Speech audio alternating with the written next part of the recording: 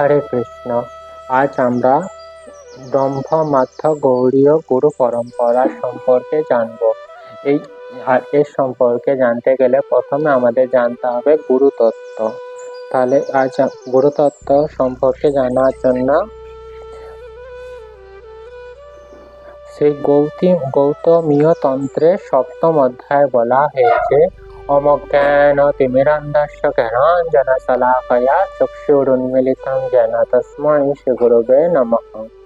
এই শ্লোকটির অর্থ হচ্ছে, যিনি অজ্ঞান রূপ অন্ধকার আচ্ছন্ন জীবের অন্ধকার নাশ করে। অর্থাৎ সমস্ত জীবকে কি বলা হচ্ছে? অন্ধকার আচ্ছন্ন। এই অজ্ঞান রূপ অন্ধকার আচ্ছন্ন জীবের অন্ধকার যিনি নাশ করে, আলোক রূপ জ্ঞান প্রদান করেন। অর্থাৎ জ্ঞানকে আলোর সঙ্গে তুলনা করা হয়েছে। আর এই যখনই আমাদের মধ্যে জ্ঞান প্রবেশ করবে, তখন কি আমাদের জীবনের যে অন্ধকার, সে অন্ধকার দূরীভূত হবে। গুরুদেব ভগবানের কৃপা শক্তির মূর্ত বিগ্রহ। অর্থাৎ আমরা সকলেই জানি ভগবান শ্রীকৃষ্ণ হচ্ছে কৃপাময়। আর এই ভগবান যে কৃপাময়, তারই মূর্ত বিগ্রহ হচ্ছেন স্বয়ং গুরুদেব। জীবের প্রতি বিশেষ করুণার ফলে ভগবান গুরুরূপে অবতীর্ণ হন। অর্থাৎ এই যে অন্ধকারাচ্ছন্ন মায়াগ্রস্ত জীবকে কৃপা করার জন্য হচ্ছে গুরুদেব কৃপাবশত হচ্ছে তিনি অবতীর্ণ হন। গুরুদেব শিষ্যকে সম্বন্ধ দান করেন। অর্থাৎ ভগবানের সঙ্গে যে আমাদের কি সম্বন্ধ, এই সম্বন্ধ জ্ঞান হচ্ছে কে প্রদান করেন? গুরুদেব। এছাড়াও শ্রীমদ্ ভাগবতে 11তম স্কন্ধে 3য় অধ্যায়ের 21তম বলা হয়েছে, তস্মাৎ গুরুং প্রপদ্যেত জিজ্ঞাসু শ্রেয়োত্তমম শব্দে পরে চ নিষ্কাঞ্চ ব্রহ্মণ্যপসামাশ্রয়ম। এবং শ্রীমদ্ ভগবত গীতাতে বলা হয়েছে 7ম অধ্যায় 26তম শ্লোকে, বেদাহং সমতীতানি বর্তমানানি চার্জুন ভবিষ্যানি চ ভূতানি মাং তু বেদ ন কশ্চন। এই শ্লোকটির অর্থ হচ্ছে, হে অর্জুন, আমি অতীত বর্তমান ভবিষ্যৎ সম্বন্ধে পূর্ণরূপে অবগত।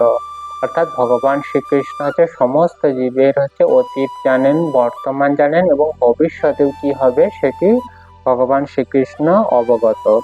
আমি সমস্ত জীব সম্বন্ধে জানি। অর্থাৎ এই জড়জগতে যা কিছু জীব রয়েছে সমস্ত জীবের সম্পর্কে ভগবান জানেন। এছাড়া কি বলছেন, কিন্তু আমাকে সম্পূর্ণরূপে কেউ জানতে পারে না, কেবল ভগবান শ্রীকৃষ্ণই সর্বজ্ঞ। অর্থাৎ এই শ্লোকের মাধ্যমে কি বলছেন, ভগবান শ্রীকৃষ্ণই হচ্ছে সর্বজ্ঞ, অর্থাৎ সমস্ত কিছু সম্পর্কে তার জ্ঞান রয়েছে। তিনি ত্রিকালের সমস্ত কিছুই অবগত, কিন্তু কেউই তাকে পূর্ণরূপে জানে না। শুধু তাই নয়, তাকে লাভ করার জন্য সাধ্য ও সাধন বিষয়েও তিনি ছাড়া সম্পূর্ণরূপে অন্য কেউ জানে না। সুতরাং জীবের অন্ধকার নাশ করার জন্য ভগবত তত্ত্বজ্ঞান এবং শুদ্ধ ভগবত ভক্তি প্রদানের জন্য শ্রীকৃষ্ণই গুরুরূপে তার একনিষ্ঠ ভক্তগণকে আশ্রয় করে আবির্ভূত হন। অর্থাৎ ভগবান শ্রীকৃষ্ণ আমাদের সম্পর্কে জানলেও আমরা যে ভগবানকে জানতে পারবো সেই সাধ্য আমাদের নাই। তাই ভগবান কি করছেন, করুণাবশত জীবের অন্ধকার নাশ করার জন্য ভগবত তত্ত্বজ্ঞান, অর্থাৎ ভগবান আমাদেরকে তত্ত্বজ্ঞান প্রদান করেন বা আর কি করে থাকেন, শুদ্ধ ভগবত ভক্তি প্রদানের জন্য শ্রীকৃষ্ণই গুরুরূপে তার একনিষ্ঠ ভক্তগণকে আশ্রয় করে আবির্ভূত হন। অর্থাৎ ভগবান শ্রীকৃষ্ণ স্বয়ং আবির্ভূত হতে পারে, অথবা তার একনিষ্ঠ ভক্ত অর্থাৎ অত্যন্ত শুদ্ধ ভক্তকে আশ্রয় করে গুরুরূপে তিনি আবির্ভূত হয়ে থাকেন। কখনো স্বয়ং ভগবান, কখনো তার নিত্য সিদ্ধ পার্ষদগণ, আবার কখনো কোনো জীবের মধ্যে তার শক্তির আবেশ ঘটিয়ে।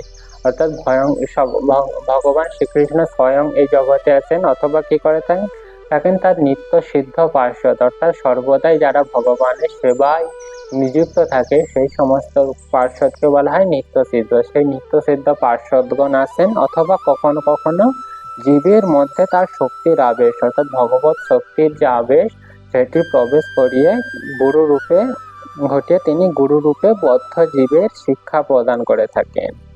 আবার তিনি চৈতন্য রূপে প্রত্যেক জীবের হৃদয় থেকে জীবকে পরম তত্ত্ব প্রাপ্তির উপায় নির্দেশ করে থাকেন। এছাড়া চৈতন্য চরিতামৃতের মধ্যস্কন্ধের 22তম অধ্যায় 47তম শ্লোকে বলা হয়েছে, কৃষ্ণ যদি কৃপা করে কোন ভাগ্যবানে, গুরু অন্তর্যামী রূপে শিখায় আপনে।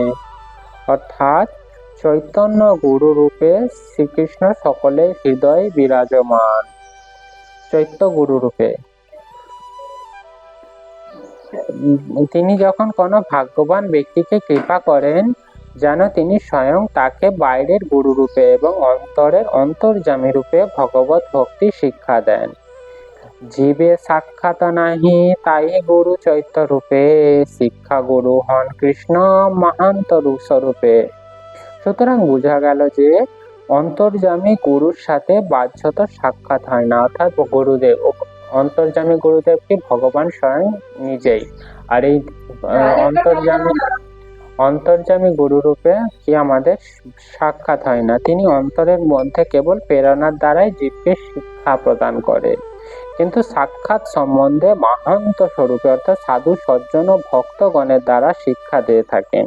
প্রকারান্তেই তিনি কৃষ্ণই, অর্থাৎ ভগবান শ্রীকৃষ্ণ আমাদের হৃদয় থেকে শিক্ষা প্রদান করে এবং বাহ্যিক রূপে বিভিন্ন মহান্তদের মাধ্যমে আমাদের ভগবত ভক্তি জ্ঞান প্রদান করে থাকেন। তো এখানেই বিশ্রাম। পরবর্তী দিন আমরা গুরু গ্রহণের প্রয়োজনীয়তা এবং আরো বিভিন্ন বিষয় সম্পর্কে আমরা জানবো। হরে কৃষ্ণ, হরি বল।